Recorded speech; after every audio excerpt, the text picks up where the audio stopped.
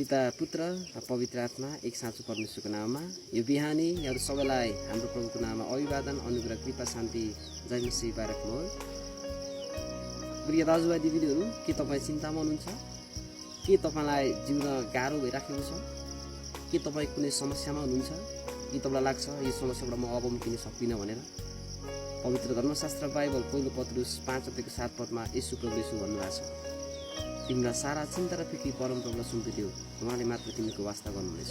त्यसपछि भजन सङ्ग्रह 55:22 पनि सेम त्यही खण्ड छ कि तपाईँ समस्यामा हुनुहुन्छ भने, तपाईँ कठिनाइमा हुनुहुन्छ, तपाईँ अप्ठ्यारोमा हुनुहुन्छ भने प्रियहरू तपाईँ चर्च खोज्दै जानुहोस्, फर्कनुहोस्, आफ्नो मनलाई, आफ्नो हृदयलाई, आफ्नो विवेकलाई पूर्ण रूपमा परिवर्तन गरेर तपाईँ यीशु प्रभुमा आउनुहोस्।